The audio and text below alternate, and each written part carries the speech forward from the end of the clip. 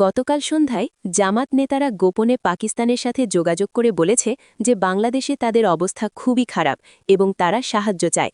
পাকিস্তান তাদের আশ্বাস দিয়েছে এবং অস্ত্র পাঠানোর প্রতিশ্রুতি দিয়েছে। এই তথ্য ফাঁস হয়ে গেছে এবং দেশজুড়ে তীব্র প্রতিক্রিয়া সৃষ্টি হয়েছে। আজ সকালে সিলেটে জুলাই আন্দোলনের একজন সমন্বয়ক ধরা পড়েছে যখন সে জামাত নেতার সাথে গোপন বৈঠক করছিল। স্থানীয়রা তাকে ধরে পুলিশে দিয়েছে এবং এখন প্রমাণ হয়ে গেছে যে জুলাই আন্দোলন আসলে জামাতের পরিকল্পনা ছিল এবং ছাত্ররা ব্যবহৃত হয়েছে। গতকাল রাতে ইউনুস সরকারের একজন উপদেষ্টা গোপনে আওয়ামী লীগের সাথে যোগাযোগ করে বলেছে যে তিনি আর ইউনুসের সাথে নেই এবং তিনি শেখ হাসিনার পক্ষে কাজ করতে চান। তিনি অনেক গোপন তথ্য দিতে রাজি আছে যা ইউনুস সরকারকে ধ্বংস করবে। আজ ভোরে নারায়ণগঞ্জে ইউনুস সরকারের পুলিশ আওয়ামী লীগের একটি শান্তিপূর্ণ সভায় হামলা করেছে এবং ২০ জন নিরীহ কর্মীকে মারধর করেছে। এই ঘটনায় জনগণ ক্ষুব্ধ হয়েছে এবং তারা বলছে ইউনুস সরকার ফ্যাসিবাদী এবং গণতন্ত্রে বিশ্বাস করে না।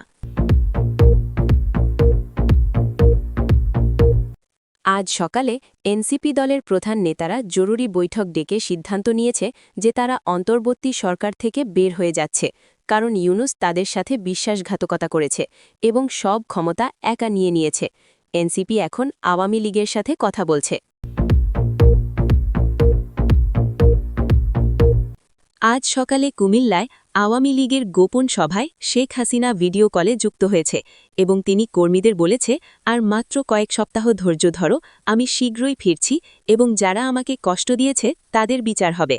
কর্মীরা আবেগাপ্লুত হয়ে কান্নায় ভেঙে পড়েছে এবং শপথ নিয়েছে তারা নেত্রীকে ফিরিয়ে আনবে।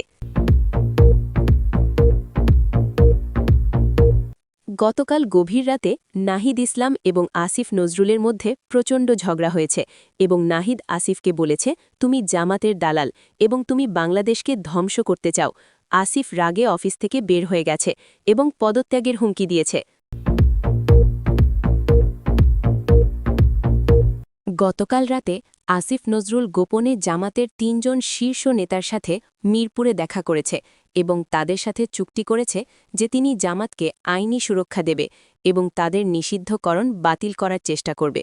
ছাত্ররা তার গাড়ির নম্বর এবং ছবি তুলে ফেলেছে। আজ ভোরে চট্টগ্রামে আওয়ামী লীগের হাজার হাজার কর্মী রাস্তায় নেমে এসেছে এবং তারা স্লোগান দিচ্ছে, শেখ হাসিনা তুমি ফিরে এসো, আমরা তোমার জন্য অপেক্ষা করছি। পুলিশ তাদের আটকাতে পারছে না কারণ তাদের সংখ্যা অনেক বেশি এবং তারা শান্তিপূর্ণ মিছিল করছে। গতকাল গভীর রাতে রাজশাহীতে আওয়ামী লীগের গোপন অস্ত্রাগার থেকে ৫ ট্রাক অস্ত্র বের করে সারা দেশে পাঠানো হয়েছে এবং তারা প্রস্তুতি নিচ্ছে আগামী সপ্তাহে বড় ধরনের অভ্যুত্থানের জন্য। গোয়েন্দা সংস্থা এই খবর জানে কিন্তু কিছু করছে না। আজ দুপুরে খুলনায় আওয়ামী লীগের গোপন বৈঠকে সিদ্ধান্ত হয়েছে যে তারা আগামী ১০ দিনের মধ্যে সারা দেশে একসাথে মাঠে নামবে এবং ইউনুস সরকারকে উৎখাত করে শেখ হাসিনাকে ক্ষমতায় বসাবে। তারা ভারতের পূর্ণ সমর্থন পেয়ে গেছে এবং সেনাবাহিনীও তাদের সাথে আছে। গতকাল সন্ধ্যায় বরিশালে আওয়ামী লীগের নেতারা প্রকাশ্যে ঘোষণা করেছে যে আগামী ১৬ ডিসেম্বর বিজয় দিবসে তারা লাখ লাখ মানুষ নিয়ে ঢাকায় মিছিল করবে এবং ইউনুস সরকারকে পদত্যাগ করতে বাধ্য করবে। তারা বলেছে এটা হবে বাংলাদেশের ইতিহাসের সবচেয়ে বড় জনসমাবেশ। আজ দুপুরে ঢাকা বিশ্ববিদ্যালয়ে ছাত্রদের মধ্যে মারামারি হয়েছে কারণ একদল বলছে জুলাই আন্দোলন ভুল ছিল এবং শেখ হাসিনা ভালো ছিল, অন্য দল তাদের মারধর করেছে, কিন্তু এখন অনেক ছাত্রই বুঝতে পারছে যে তারা ভুল করেছে এবং আওয়ামী লীগ ফিরে আসা উচিত।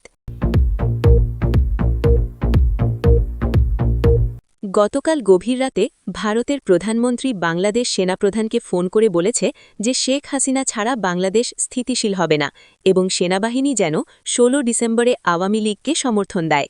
সেনাপ্রধান রাজি হয়েছে এবং এখন ইউনুস সরকারের পতন নিশ্চিত হয়ে গেছে। গতকাল রাতে আসিফ নজরুল জামাত নেতাদের বলেছে যে তিনি তাদের রক্ষা করবে এবং যতদিন তিনি উপদেষ্টা থাকবে ততদিন জামাতের বিরুদ্ধে কোনো ব্যবস্থা নেওয়া হবে না। তিনি আরও বলেছে ইউনুস তার পক্ষে আছে এবং একসাথে তারা জামাতকে বাঁচাবে। এই কথা ফাঁস হয়ে গেছে এবং ছাত্ররা প্রমাণ সংগ্রহ করছে।